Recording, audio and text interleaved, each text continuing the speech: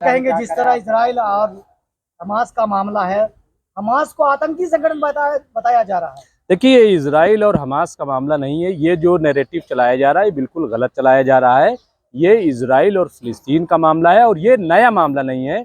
अगर आप देखेंगे 1947 के बाद से 48 के बाद से ये सिलसिला चल रहा है और बहुत सारी चीज़ें जो है हिंदुस्तान अगर आप देखेंगे तो हमेशा फिलिस्तीन के साथ रहा है और इजराइल के अगर साथ था तो 92 में इजराइल एम्बेसी क्यों कायम हुई, पहले कायम क्यों नहीं हुई। अटल बिहारी वाजपेयी जो बीजेपी के फाउंडर एक तरीके से हैं, जो भाजपा की तरफ से प्रधानमंत्री रहे, उनका बयान चल रहा है कि इजराइल ने फिलिस्तीन पर कब्जा किया है और इजराइल को एक दिन फिलिस्तीन को उसका हक देना पड़ेगा।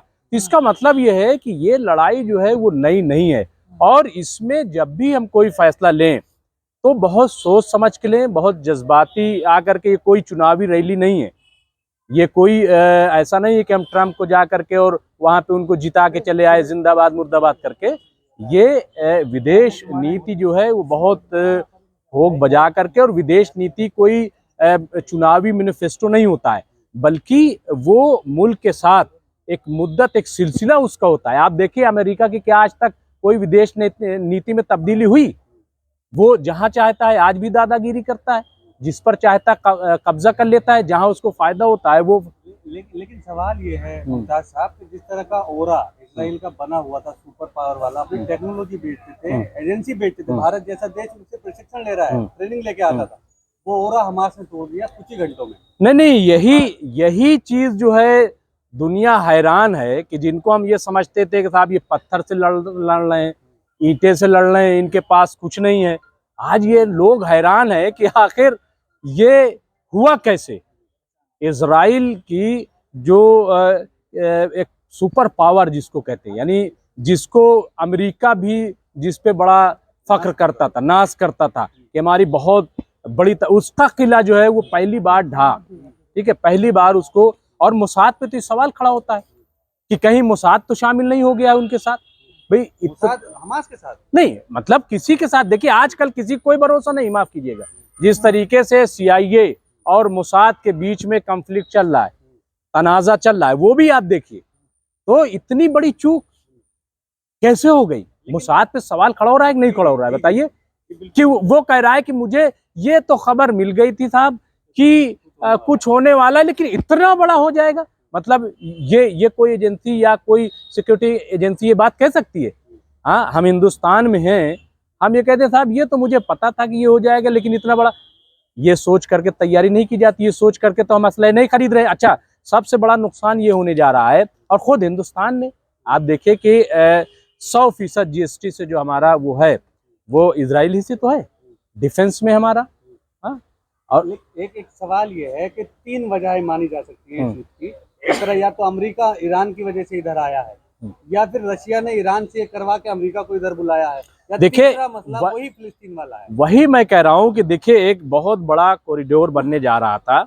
ये आप अगर देखेंगे जो G20 हमारा हुआ था, और उसका जो मेन प्लेटफॉर्म बनने जा रहा था वो गजा के इर्द गिर्द था। आप इसको समझिए। तो ये जो चैन बन रही थी, ये तमाम जब आप देखेंगे, इसीलिए मैं कह रहा हूं कि किसी को फौरी तौर पर आप यहाँ बैठ करके राजनीति करें और उसको ये कह दें साहब कि आतंकवादी या वो सब, ये नहीं। इंटरनेशनली आपको देखना पड़ेगा कि इसके पीछे कौन हो सकता है। मैं तो कई बार मुझे लगता है कि CIA और मोसाद जिस तरीके से आपस में, आप सुन रहे होंगे कि इजराइल और अमेरिका में बन नहीं रही बहुत ज़माने से। खुद इजराइल के अंदर पिछले 5-6 महीने से ज़्यादा हो गए, बल्कि वहाँ पे जिस तरीके का प्रोटेस्ट चल रहा है और जिस तरीके के नेतन्याहू की दादागिरी वहाँ पे, उसके खिलाफ फौजी तक खड़े हो गए, आपको पता होगा। तो ये जो सूरत है आज, नेतन्याहू जो है वो बड़े वो बन गए, लेकिन अपने ही मुल्क में नुकसान पहुंचा रहे थे। तो इन चीज़ों को दबाने के लिए, और वही हमारे यहाँ हो रहा है कि जो मणिपुर पे तो कोई बोल नहीं रहा है, मणिपुर पे कोई कवरेज करने गया नहीं जो हमारा नेशनल मीडिया है, लेकिन इजराइल पहुंच गया। क्यों पहुंच गए आप? और वहां पे वो दिखा रहा है जैसे भाग के आ रहा है, जो रिपोर्टर है वो हाँफ रहा है, वही अल जजीरा है जो बड़े सुकून से वो खबरें दिखा रहा है। नहीं, यहाँ तो भाई ऐसा है, थोड़ी बारिश हो गई और नाले में कूद के हाँफने लगते हैं, क्योंकि उनको लगता है कि इस तरीके से ज्यादा जो है TRP हमारी आएगी। कूद गए नाले में साहब, और दिखा रहे दूसरी तरफ सूखा, इधर कूदे पड़े, तो इसी तरीके तो वहां भी होगा। तो ये जो कूद फांद हमारे यहाँ है, हमारे यहाँ मतलब एक पूरा ड्रामा स्टेज सजाया जाता है।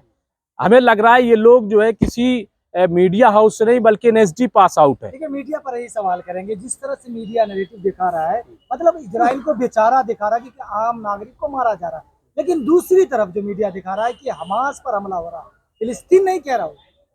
नहीं, देखिए ऐसा है कि वही मैं कह रहा हूँ कि एक तो मीडिया किसके हाथ में आप देखिए, दूसरा ये कि उन्हें एक चीज मिल गई, हर वो चीज जो मुसलमानों के खिलाफ हो सकती है, मुसलमानों के खिलाफ नैरेटिव बन सकता है, उस चीज को खड़ा कर देंगे और फिर वहां डिबेट में ये लाएंगे कि साहब देश दो हिस्सों में बट गया, एक आतंकवाद के साथ है, एक आतंकवाद। अरे भाई, कहाँ देश बट गया?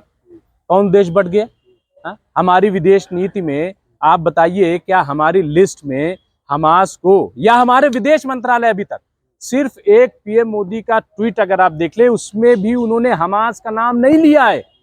बाकी विदेश मंत्रालय ने क्या एक भी बयान अभी दिया कि हमास जो है वो एक टेररिस्ट ऑर्गेनाइजेशन है? क्या दिया? तो फिर हम क्यों कह रहे हैं? हमने ये सवाल फेसबुक पर भी उठाया था कि आखिर हम किस बुनियाद पे कह रहे हैं।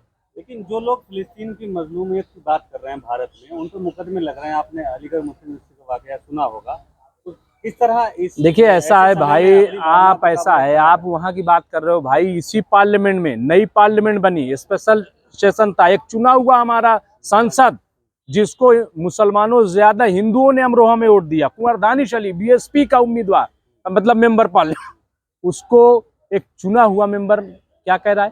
तुम आतंकवादी हो, तुम भड़वे हो, तुम मुल्ले हो, तुम मतलब कौन सी ऐसी चीज नहीं कही?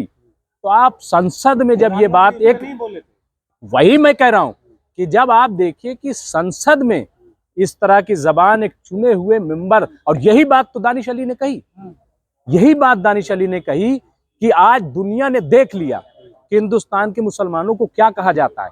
अभी तक तो ऐसे कहा जाता था तो कहते थे अरे उनकी कोई हैसियत नहीं, लेकिन एक चुना हुआ भाजपा का मेंबर पार्लियामेंट और एक चुने हुए बीएसपी के मेंबर पार्लियामेंट को नई संसद में, जहां ये उम्मीद की जा रही थी कि यहाँ एक देश का नया जो है सिस्टम चलेगा, अमन की बात होगी, विकास की बात होगी, डेवलपमेंट बात होगी, लेकिन वहाँ जो बात हुई, वहाँ एक माइनॉरिटी से ताल्लुक रखने वाले कुंवर दानिश अली को खुल्लम खुल्ला आतंकवादी कहा गया और किसी ने कोई कार्रवाई नहीं की। इस युद्ध को आप कैसे देखते हैं? क्या इसमें कोई नतीजा निकलेगा? दूसरा ये कि जिस तरह ईरान को पावर को लेके, ईरान की पावर को लेके बात हो रही है, तो क्या उस पर कोई अमेरिका फिर से कोई हमला करेगा या उसे? देखिए ऐसा है, मैं तो ये चाहता हूँ, हिंदुस्तान हमेशा अमन शांति की बात करता रहा है, जंग के खिलाफ रहा है। हिंदुस्तान ने कभी कोई जंग नहीं की, हमेशा डिफेंस किया है। आप देख लीजिए, जो भी हिंदुस्तान में आज़ादी के बाद भी जहाँ जहाँ जंगें हुई, चाहे पाकिस्तान, चाइना, तमाम हमने डिफेंस किया हमेशा, हमने कभी जंग नहीं की। और रूस और यूक्रेन में भी आप देखिए कि हमारा स्टैंड बिल्कुल क्लियर रहा है कि हमने शांति की बात की। As a Hindustani, as a भारतीय, एज ए इंडियन, हम यही चाहते हैं कि अमन हो। और इसीलिए मैं कहता हूँ कि अमेरिका और अक़वाम मुत्तहिदा दोनों गुनहगार हैं इस पूरे वाक़े के लिए, क्योंकि अगर समझौता कर दिया जाता, दोनों के मसले हल कर दिए जाते, तो आज जो खुरेजी हो रही है वो नहीं होती। और अभी भी आपको पता है, अमेरिका चाहता है कि बातचीत से मसला हल हो, लेकिन इजराइल नहीं चाहता। क्यों नहीं? अमेरिका चाहता है, अमेरिका चाहता है। आपको याद होगा कि जब ओबामा की हुकूमत थी, डेमोक्रेट की, ओबामा, तब उन्होंने ईरान से बातचीत की थी, सैंक्शन भी हटा ली थी। ये बात इजराइल को पसंद नहीं आई, क्योंकि इजराइल को लगता है कि इसी से हमारी दुकान चलती है, इसी से हमारा नाम है, अगर ये खत्म हो जाएगा तो हम भी खत्म हो जाएंगे। कहा जा रहा है जो बाइडेन ने पैसा ईरान ने हमास को पकड़ा दिया और यहाँ अटैक करवा दिया। किसने? जो बाइडेन ने जो पैसा जो है इमदाद करी ईरान की, वो ईरान ने जो है हमास को पकड़ा दिया। देखिए ईरान जो है, ईरान अब तो सऊदी भी कह रहा है वो हमारे साथ खड़ा है, सऊदी खड़ा है, रशिया खड़ा है, सब तमाम लोग खड़े हैं। तो इस तरीके से होता ही है भाई। और वो एक पॉलिटिकल ऑर्गेनाइजेशन है, जो लोग नहीं जानते वो जान लें, उसने हुकूमत चलाई है। तो इसलिए मैं समझता हूँ कि बहुत सोच समझ के बयान देना चाहिए। और हम तो हिंदुस्तानी हैं, हम सिर्फ ये चाहते हैं कि हर जगह अमन हो और दहशतगर्दी कहीं भी हो उसकी मुखालफत करते हैं, लेकिन ये तय करना पड़ेगा कि दहशतगर्द है कौन।